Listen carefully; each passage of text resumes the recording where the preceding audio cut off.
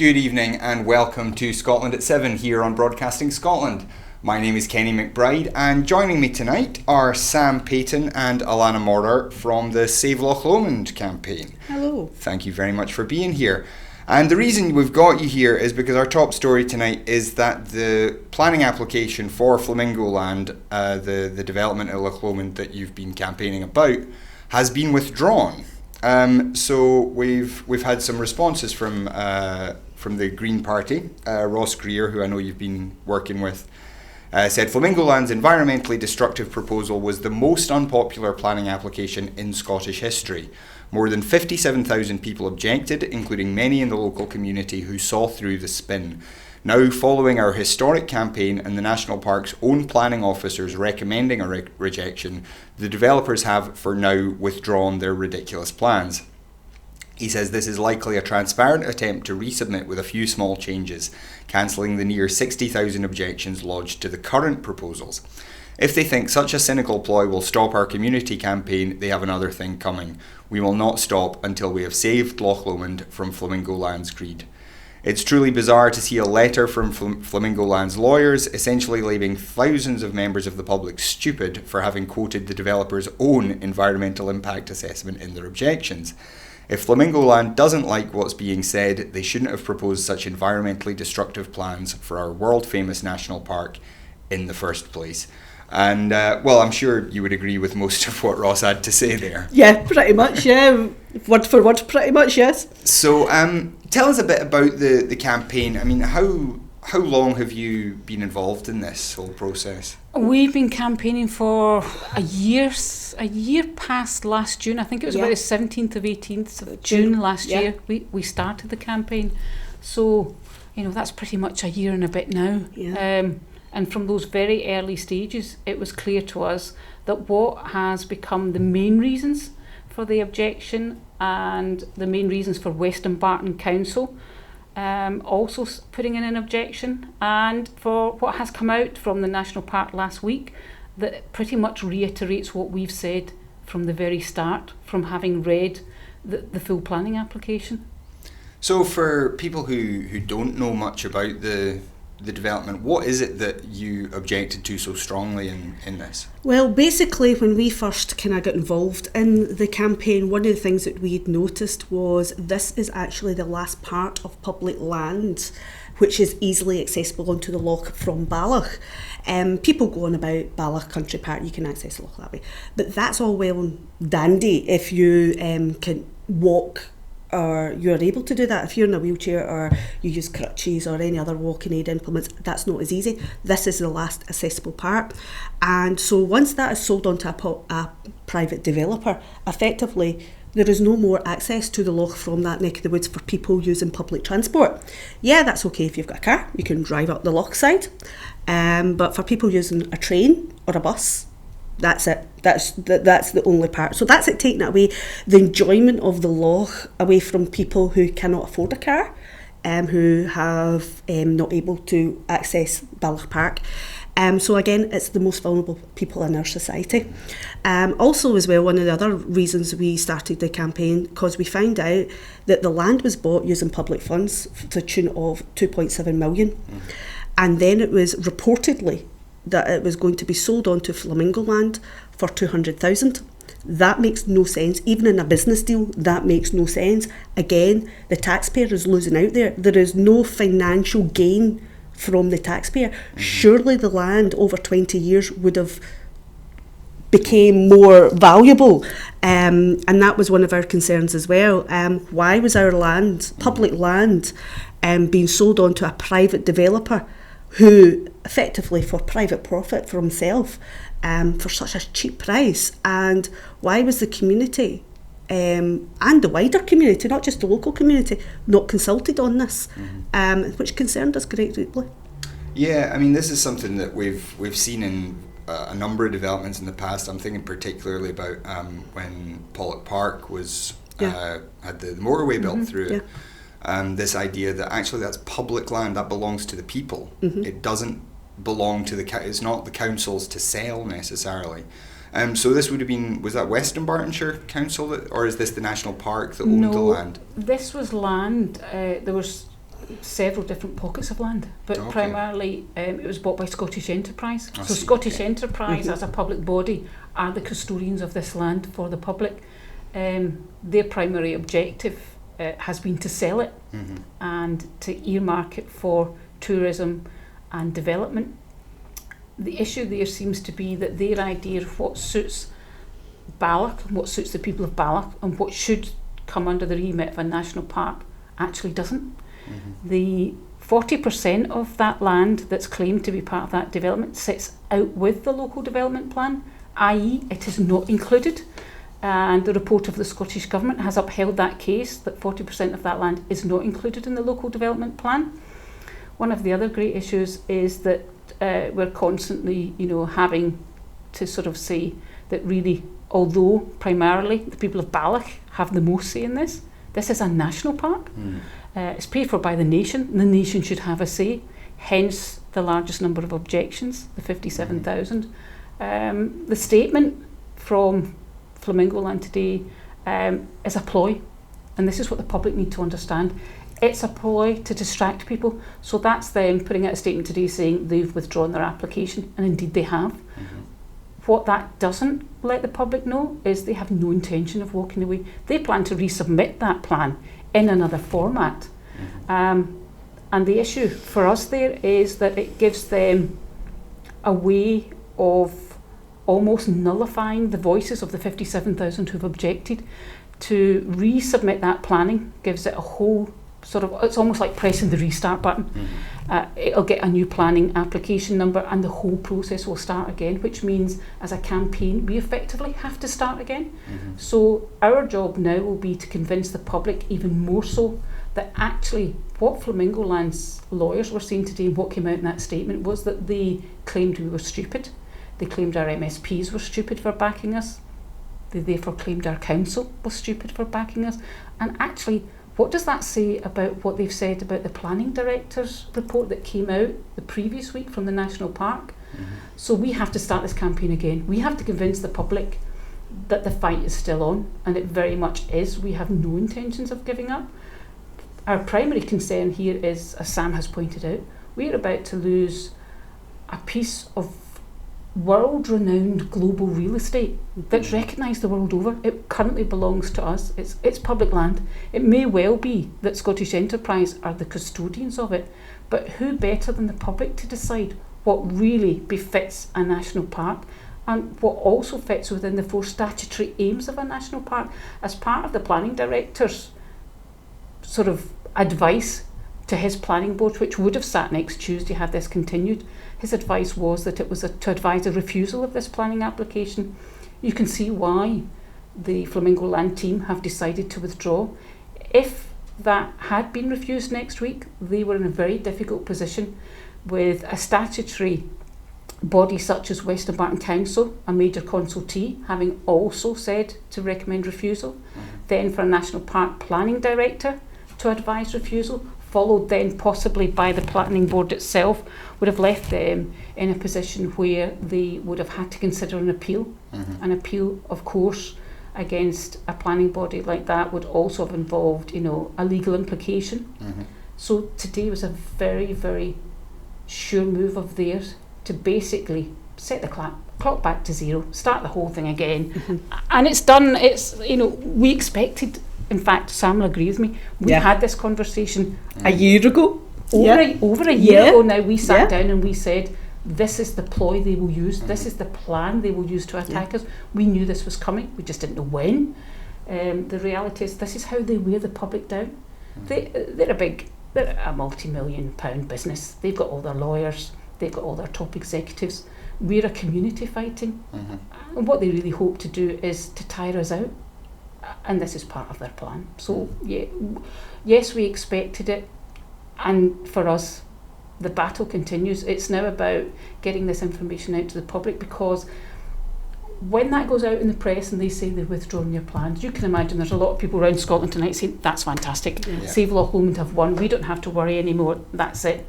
And actually that's far from the truth. The truth of the matter is we need the support of those 57,000 again, and we need actually more than that. We want more people to join us now to fight this, because the fact that they have said today in their statement and accused us of being stupid for reporting back to them, objecting based on nothing more than the facts that are in their own planning application. That's what we do. We report on their planning application. Now, Sam, we were talking a bit just before we went on air about the way that these planning applications are done, and as Alana said, there's a problem where once it's withdrawn, you kind of go back to zero on the objections. So do you think it's actually the strategy of the developers to put in an application that they kind of knew was going to get objections, and then to come back with something saying, "Oh, look, we've compromised"? Is that? Yes, this is, again, Alana will agree with this, one of the conversations we had when we first started the campaign, because we did do a bit of research into how other planning developments and applications work and how the process goes through, and we have spoke to many people in the industry as well. And we were warned that this would be a strategy and to be prepared for it. So yeah, as Alana says, we were prepared. We just didn't know when it was going to happen. And we imagine what's now going to happen with the new, if they resubmit, it will be amended, and they will probably try and amend it to appease the objectors. But however, the same principles still apply. It is public land being sold onto a private developer. Those principles still apply. It doesn't matter, whether they put pink dots and fluffy tails or whatever. It is still the same principle. It is public land being sold to a private developer for the sole purpose of profiting and restricting access to the locals and the wider community. And that wider community includes other people of Scotland. It includes other people down in England, Ireland, Wales, all your visitors that come to the area, all your tourists. It restricts their access to what is otherwise a very easily accessible piece of land. I don't know if you've ever been down to this part of Balloch or Loch Lomond. You can go down there, you will see people cycling, you will see people picnicking, obviously not in winter, but during the summer. You will get, you've got the boating clubs down there. You on a Saturday, Sunday morning, you've got a gentleman that goes down and has a wee shot of golf and things, so it's very much used. They keep claiming it's derelict, which is a play of words. It's not derelict. It is used. It is widely used, whether it's by the locals or the wider community. You'll get dog walkers, you'll get all different people using this piece of land, you'll get families using it. Yes, we're not saying, we've always said, give it a tidy up. But even better, allow the public that live there or use it to have a say in what happens. Allow them to have a say in whether they want a Flamingo Land style development or another type of development. Allow them, engage with them. That's never happened. It has never happened. This was decided by a board, and on this board was Scottish Enterprise and the National Park, who decided that Flamingo Land were the preferred bidders. Nobody asked the public. The public don't even know who the other applicants were. So there's a bit of, controversy there in that sense, where the public have been completely shut out of this process. At the end of the day, it's a national park. It's Loch Lomond. It's world renowned. It's a gem. Yet the public have no say in what happens. It's wrong, fundamentally wrong. I've got a whole lot of questions. Go for it. This. Now, you said that the land was described as derelict, which basically just means nobody's done anything to it. You could say that was unspoiled, if you wanted to. Yes, a play of words. But you've said that there are a number of locals using it. What has the response been in Balloch and the actual area of the development to your campaign? Fantastic. Pretty much whenever we're out and about, because one of the things about our campaign, we've been very kind of, obviously we've been vocal and quite active on social media, but we also get out and about and talk to people. And one of the things is people who live in the area are very much against the development. The residents of Balloch are very much against it. Yes, we do meet people, come across people that say, yeah, well, you know, it could bring jobs, it could do this, it could do that. But the majority of the people we speak to are against the development or this style of development. And once again, it's all about public engagement. Once again, a lot of these people, until and this is another reason we started the campaign, a lot of people living in Balloch knew nothing about this until we started this campaign, because nobody actually engaged with them. I think there was, 500 people or something, the figures where it appeared at the chariot, the charrettes. I think at the charrettes they claimed that they'd interacted with 500 number. And of that 500 I think they said they had 300 and something responses. And that pales into insignificance when you look at the 57,000 that responded to Ross Greer's objections. I think one of the most interesting things is it's a major, and the National Park admit this themselves, so we've got a conflict of interest. In business, when you put out a tender and you choose your preferred bidder, why would you have your planning board, who are the National Park, sitting on the same board that appoints a preferred bidder? That's a conflict of interest. There's no transparency there, and there's certainly a difficulty there holding these people to account. One of the other issues is a lack of democracy locally. So when, and Sam will back me up on this, when the first meeting was held by Balloch and Halton Community Council, there was an issue there where National Park had councillors standing to be members of the National Park Board, but you couldn't question them on where they stood on Flamingo Land. So you couldn't say to a councillor that was asking for your vote, well, do you support the Flamingo Land application or you don't? No, they wouldn't speak to you. And actually they avoided the conversation as much as they could. It's now transpired that had it gone next week to the National Park Board, several of those councillors voted in to represent the public of Balloch and the wards, including I think as far north as Luss, Arica and Tarbert, had actually declined to sit on the board because they declared an interest in the actual development. So there was a loss of democracy for the locals. It's a very difficult thing also because you have to bear in mind that there was over 1,000 documents uploaded to the National Park portal, the e-planning portal, and pretty much for a year what we've done is troll through them and dissect them, pull them apart bit by bit, look at their own planning application and then advise the public which bits to use in their objections. We've been accused of disseminating lies and nonsense and scaremongering. Something we've never done. What we've done is looked at those planning applications, socio-economic impact, environmental impact assessments. As Ross says, they clearly state themselves that there'll be loss of woodland habitat, loss of trees, there'll be endangering some of the wildlife that's there, pollution to standing water. SEPA themselves originally objected because there was issues with flooding. There's a serious impact to the local infrastructure because it cannot cope with the traffic that's on the A82 at the moment. The A82 on average comes to a standstill at some point nearly every weekend, even more so during the summer months. We went to every meeting there was, we went to the public meetings, we went to the council meeting.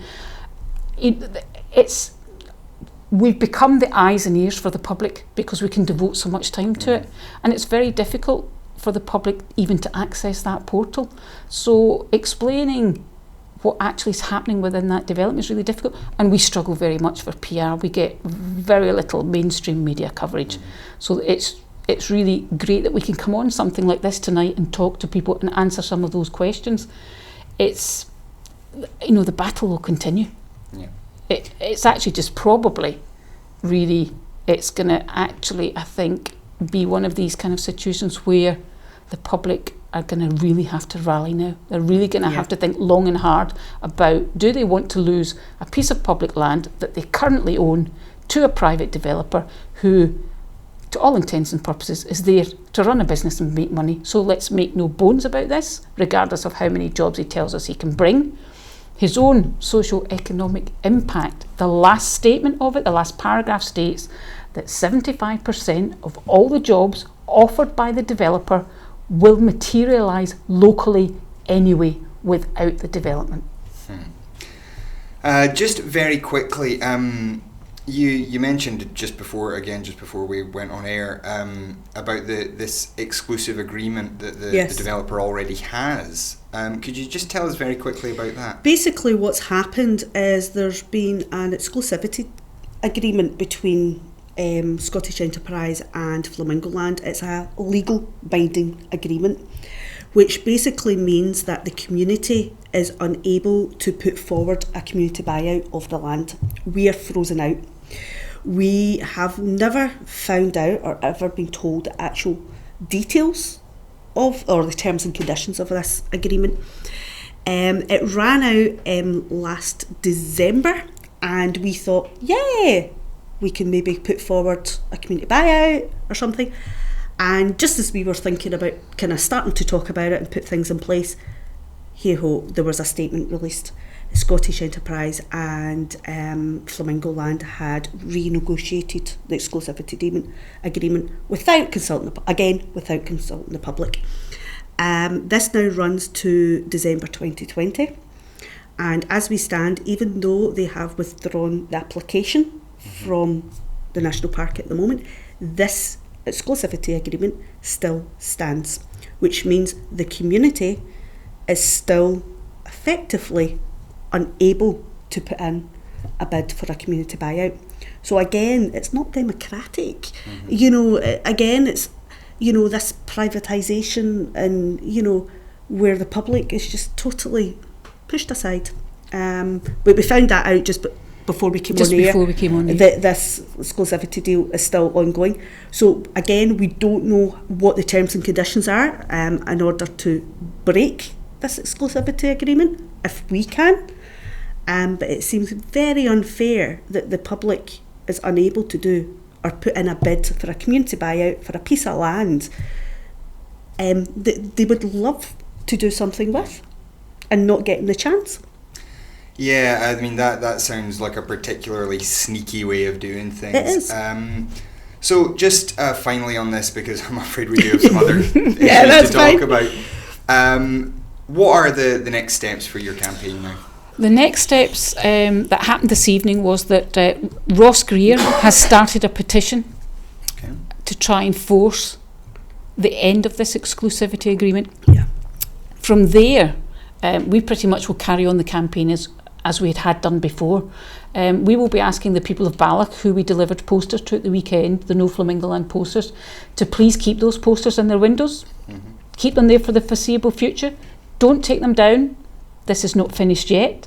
We will also be asking people to actually think long and hard about, if you objected the first time and you were one of those 57,000, bear in mind that you will have to resubmit objections again.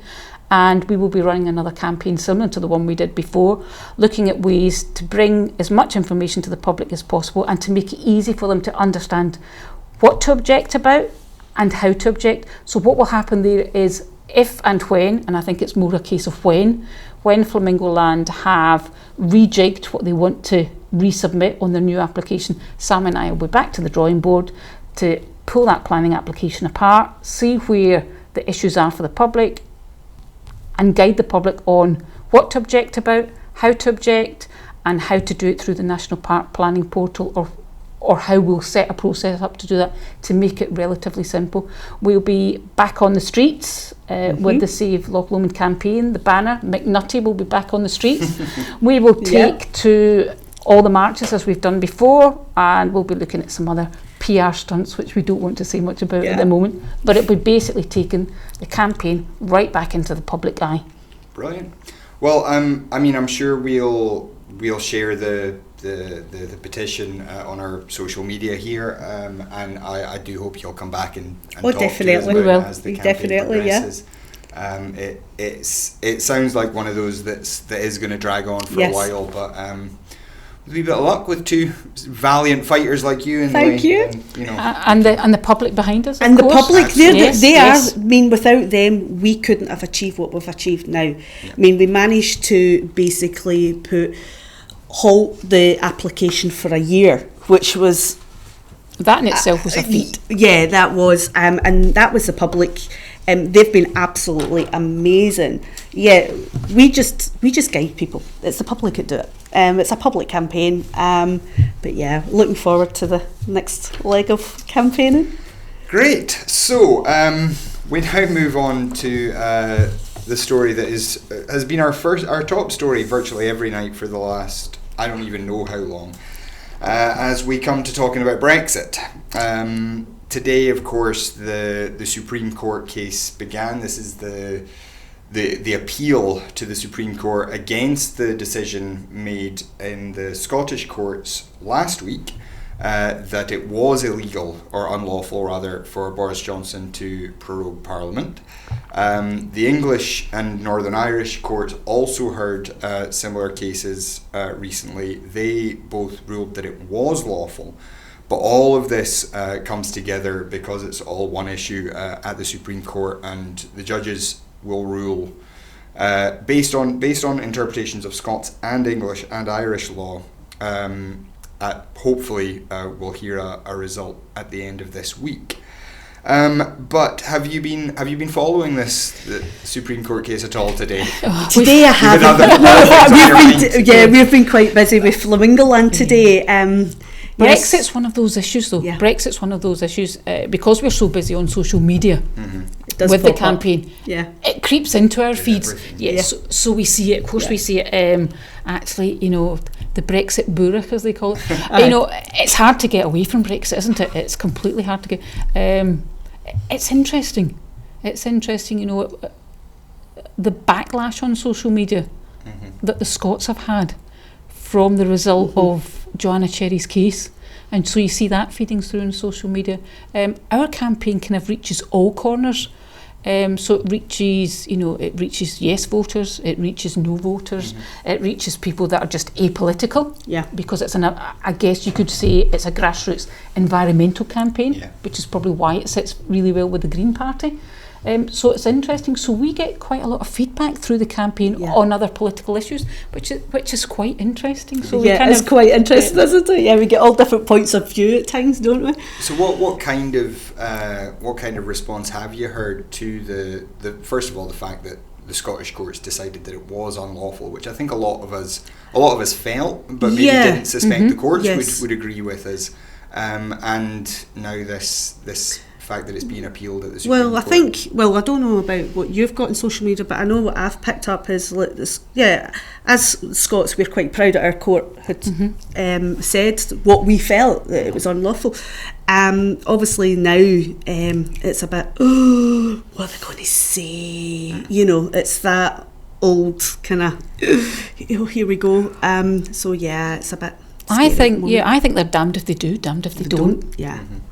If they support our courts, then where does that leave the Brexit voting English public? What they see as the majority, albeit that was a very low percentage that did vote for Brexit out of what I think it was 17.4 million out of how many are there in the UK? 60 something million. So that's difficult. And if they vote the other way and they support Boris and they say that there isn't anything illegal in it, that opens up a whole can of worms for the constitutional issue around independence, doesn't it? Because it's effectively saying that that Scots law and how the Scots feel about it is subordinate. Doesn't really matter. It can be cast aside. So I think it's a very difficult one. It's interesting, shall we say? And are either of you willing to make a prediction? I'm hoping they will go away as that it is unlawful. Yeah. I'm hoping. I'm being hopeful. Well, that's ambitious. Yes. I'm like, no, they've got to. And as a general rule, I've tried to avoid having any hope about anything. up with Brexit. Yes. I know, it's just such one of those subjects, isn't it? It does it's seem so to depressing. constantly Yeah. dash your Yeah. hopes that things might just be normal for. No, I'm still some time. holding on to that tiny bit of hope at the moment. We Come will- Friday, I might be. Well, we will see. We will be. I'm sure be talking about it all week Yes. on the show here. We've also had some news from the EU about preparations that they're making on their side. This is around things like visas, aviation, rail services. So in most cases, what they've said is that for the short term, as many things as possible will try to stay the same. So for example, they're extending the validity of rail safety certificates, so that the trains going through the tunnel can still travel legally. They're prepared to not immediately cut trucking licenses, which under normal circumstances would have shrunk very significantly. And also they're prepared to allow visa-free travel within the EU for British tourists at least. But the whole process keeps going. We have also heard some quite interesting research, which again highlights this kind of difference between Scotland and England, in that EU citizens are saying that they've experienced a less hostile atmosphere in Scotland since the referendum than people south of the border. So this is by somebody at the University of Birmingham's Institute for Research into Superdiversity. The researcher Nando Segona said, while frustration, anxiety and disappointment are shared by all participants, we found a stark difference on how EU nationals feel about post-referendum Britain, whether they live in England or Scotland. And they said the big factors in this were firstly the fact that Scotland had voted to remain, and secondly the letter that Nicola Sturgeon sent out immediately after the vote, reassuring people that Scotland was their home and that they were welcome. So this is quite a positive story, I think, for Scotland. I think we can take quite a wee bit of pride in that.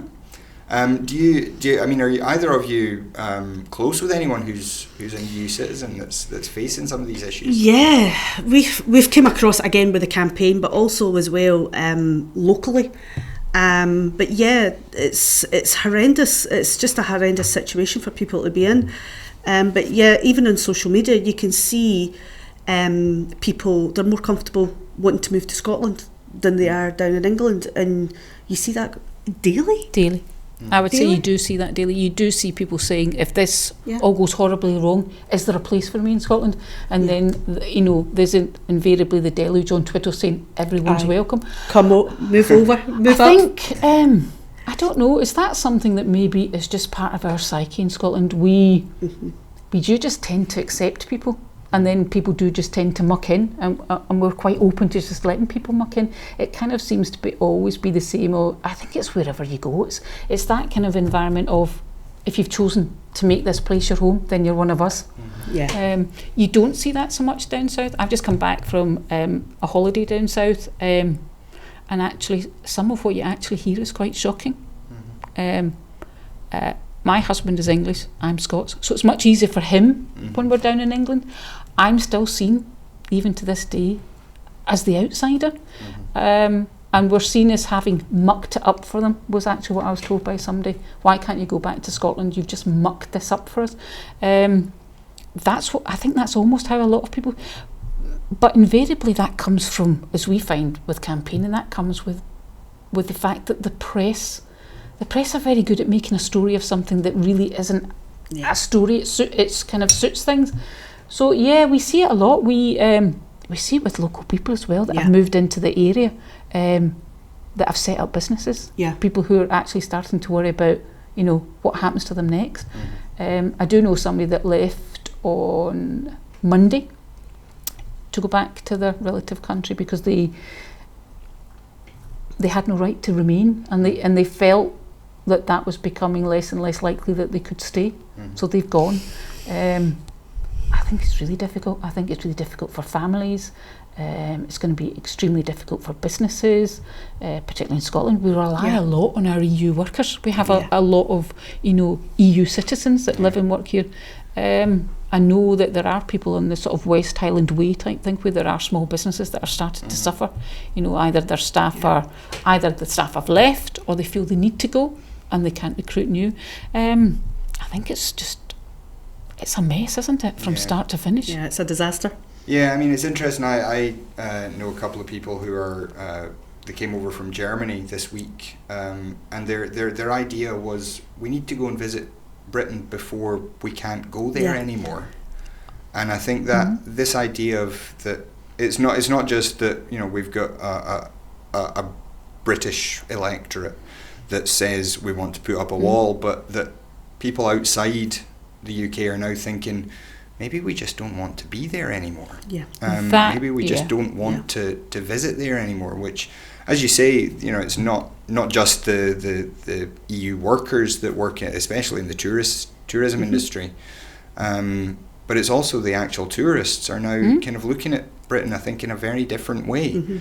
And that's something that is going to affect us, I think, even if we were to pull back from the brink at this point and somehow prevent Brexit, I think that change in our reputation. It'll be a long-lasting effect. It'll be a ripple effect, I believe. Yeah, we did. I mean, that actually mirrors the feeling that we had from the family from Lille that we met. The family from Lille that we met had come from train, but from Lille all the way by train. I think they'd stopped off in London, Manchester and somewhere else, Edinburgh now, and they'd arrived in Loch Lomond from Glasgow. And we ended up doing an impromptu tour with them. And what was interesting was the family, they had 2 boys with them, 2 young boys, and they said they were visiting this whistle-stop tour of Britain, had been their idea to come because they believed this would be the last summer that they would be, one, able to do it without all the trouble that would come through, you know, coming through customs, ports, that type of thing, passports. And also they believed that it may well be the last summer that they'd be welcome, which seemed to be something that they'd gleaned from the process, which was quite interesting. Yeah, it's a very sad thought that anybody might think they weren't welcome here, but it certainly does seem to be a growing issue. I mean, we've had the hostile environment for some years now, which has threatened a lot of people who are living here, who've made lives here. But now these people EU citizens who never imagined that they would ever have to think about their right to be here, even as tourists. It's now become a real concern that's changing how people interact with us and interact with our country. The thing is, it's going to have a knock-on effect on our economy as well. Because obviously, one, it's going to affect the tourist industry, but also the business industry for people wanting to do business with our businesses. Because if they don't feel welcome, so I don't think. I think Brexit has opened a can of worms, so to speak, in the sense it started off this, as I said, ripple effect that's not going to stop. I think we've went too far, but hopefully, independence, we can move forward and pull Scotland back from that. However, it's getting to the point of no return, because we are seeing it, especially when we're out campaigning, tourists, as Alana was saying, the tourists, people live here, social media. I mean, you see it in social media, some of the things that's said is actually disgusting, you know, telling people they're not welcome. But these people live, work here, they pay taxes, they're part of our community. Tourists, they're bringing money into our communities, so there's economic benefits. To turn around and tell people they're not welcome is just beggars belief. It's just, and you are noticing a lot, and I'm quite proud that Scotland is kind of taking a stand against that, and it's only a small majority of Scots that are having that psyche. You know, as a Scotsman woman, I'm very proud that majority of us. One of the other issues I think that sort of is starting to sort of dawn on people is, so the generation before me, you know, they had all those freedom of movement, the rights. That's something they've always had. It's something. I lived in Germany for 17 years. It's something you lived in Germany. It's something we became accustomed to. My children are in their 30s, and that's a right they're going to lose. this right to study abroad, live abroad, marry somebody from abroad, travel abroad so freely like we currently do. I think that's something that people really haven't taken into account. All It they're hasn't. taken into account is people coming to this country. They're not talking about our freedom of movement, going to Europe and being able to work, as Alana says. I've got older boys. My oldest, like your kids, was born in Germany. You know, and when I'm talking to my two oldest, they're like, where's our rights? Where's our freedom of movement? My 19-year-old was too young to vote in the referendum. He is fuming, absolutely fuming, because he's like, how dare people vote for something that I've got to live with my whole life? A lot of these people have already had that experience of enjoying the freedom of movement and working and things. I'll never have that. I will never get that now. So when you start kind of getting out talking to people, especially the younger generation, a lot of them are quite angry because they will never experience what we've had, the privilege of experience. Okay, maybe just for a short while, but we've still had that experience. So yeah, I think it's quite sad. It's quite scary and quite sad. I think it's become, what has happened to the point that we've now, we're being driven by the Brexiteers in this, it's a big world out there. Yeah. I have family who, to all intents and purposes, are of another nation and live in another nation. What happens to these families? Families live across the globe nowadays. Business is done across the globe. Everyone interacts. Everything's just a click away. Everything's a social media click or an email. And yet, in the 21st century, Britain now is starting to look inward, and it's almost starting to become very insular, isolated, and it's choosing to isolate itself from the international community. Seems bizarre. Absolutely bizarre. It's a backward step, isn't it? In the 21st century, we're looking at taking a massive backward step. Yeah, absolutely. Well, sadly, we have to move on from Brexit at some point. So we've got another story today. The Scottish Unionist Association Trust has received 3 separate fines totalling £1,800. One £1,300 was for failing to notify the Commission of political contributions made as an unincorporated association, and 2 £250 fines were for failing to report donations as a members' association. So this was donations made to the Scottish Conservative and Unionist Party in 2010, 2015, 2016 and 2017. So these are this is some of this dark money. This is an investigation that's been going on journalistically for a couple of years now to investigate where some of the money going to both the Conservative Party and indeed to the Brexit campaign. A lot of it was the same journalists looking into this stuff. What do you make of the Scottish Unionist Association Trust getting fined today for its failure to do its duty with the Electoral Commission? It's not enough. No, I think that's pitiful. It's a pitiful fine. Yeah. The issue here is about democracy, isn't it? It's about democracy, and it's about this democracy being transparent. There's no transparency there, and even when caught, and regardless of which party it is, whether it's Scottish Unionists or whether it's something that was tied to the Brexit Party, through these investigative journalists, we've got Peter Geoghegan at the Ferret, we've got Carol Cadwallader at Guardian. We're relying on these journalists to get to the truth for us, for something that should be easily transparent and easily traceable, and that's the fine they get. Do you know, to be blunt about this, I bet you somebody probably get a larger fine than that for stealing a loaf of bread from Tesco. Yeah, one of the difficulties, isn't it, especially where big money is involved, is that if the fines are small, then it's just treated as a cost of doing business. Yeah, it's just basically a slap in the wrist. There's no deterrent there not to do it again.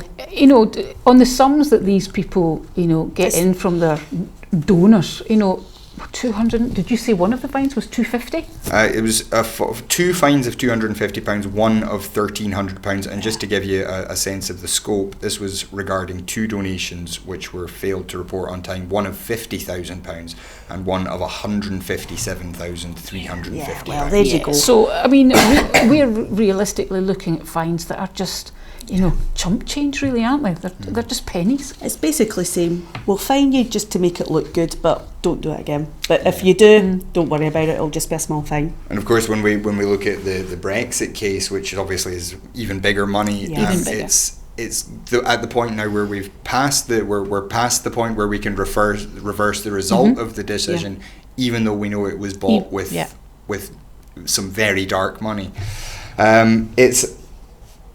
It's a difficult thing. I mean, the Electoral Commission, we have heard, would like to be able to issue bigger fines, but it's rarely in the interests of a government to say make it possible to make our lives more difficult. Yeah. I mean, why would any government, Westminster government, I am going to say that, why would any Westminster government vote to allow the Electoral Commission the ability to do such a thing? It's not in their interest. It's not going to happen. No. On the subject of Tories doing things that might not be entirely legal, we have the story today of Liz Truss being found to have, she says, inadvertently breached a commitment not to sell arms to Saudi Arabia. So this is a story from The Guardian today. The International Trade Secretary Liz Truss is facing calls to resign after admitting the government breached a court order banning the sale of weapons to Saudi Arabia. This was a ruling in June. The Court of Appeal ruled that UK arms sales to Saudi Arabia were illegal because they could be used to violate international law in the conflict in Yemen. So today she was speaking to the Commons Committee and she apologised, but is showing no signs of intending to resign.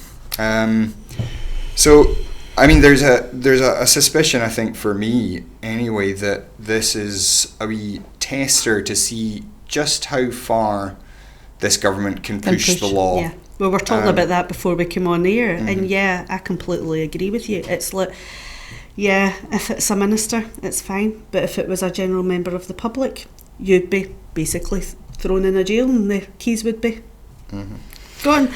It's like testing the water to see how far they can go. This kind of ties in, doesn't it, with a few things that appeared on social media over the last couple of months.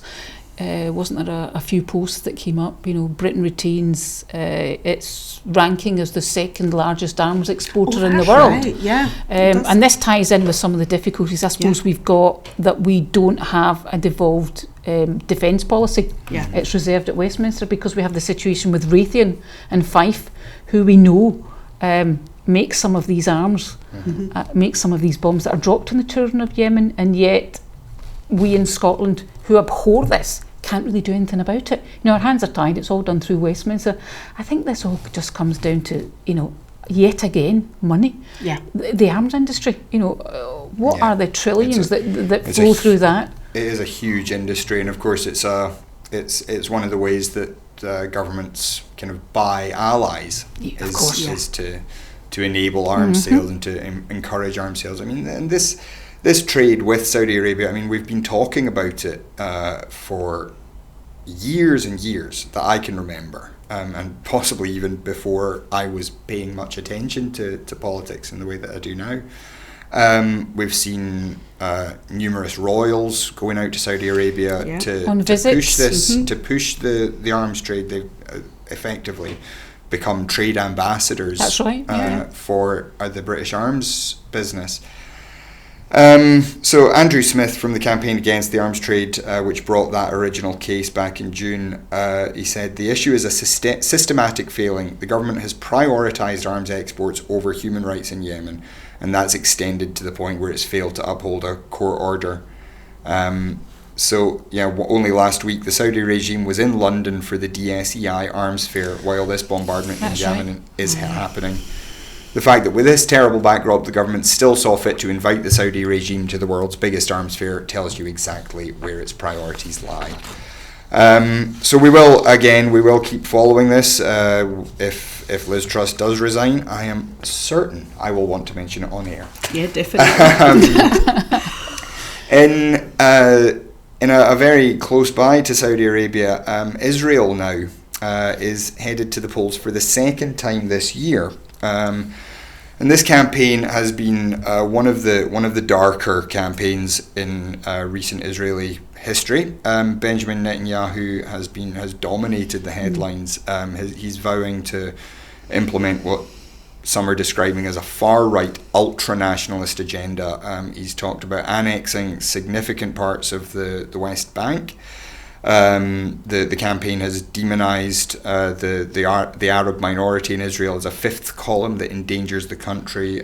They've allied with the Jewish Power faction, which is quite an extreme Jewish nationalist organisation, and they've also been putting out stories that the election could be stolen by fraud in predominantly Arab areas. So this is there was also a story that Facebook had to suspend a chat bot run by the campaign, and this is just a bizarre story.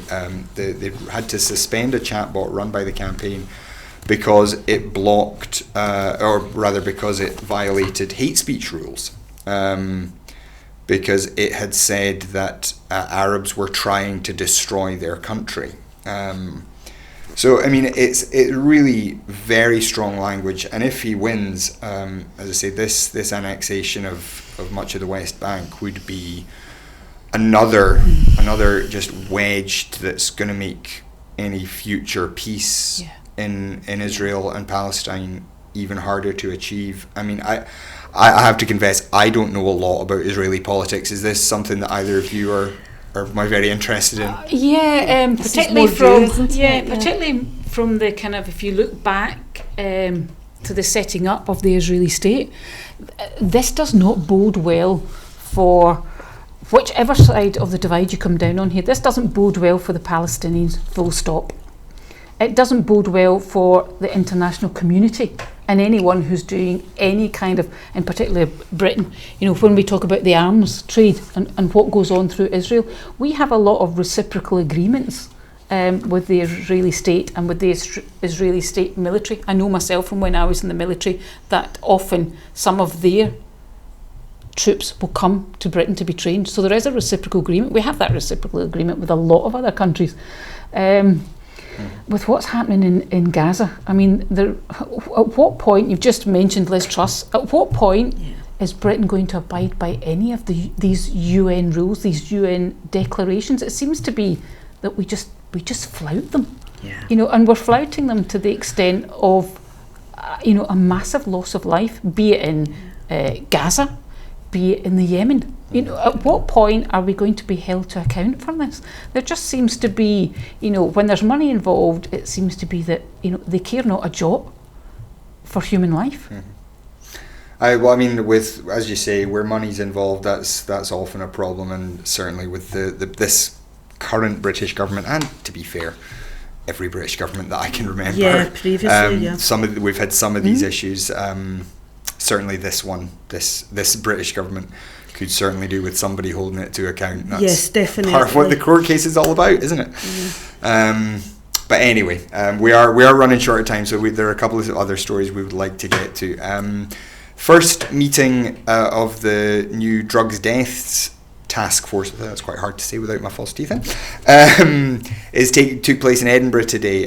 This group, chaired by Professor Katrina Matheson of the University of Stirling, is examining the main causes of drug deaths and will promote action to improve health outcomes for people who use drugs.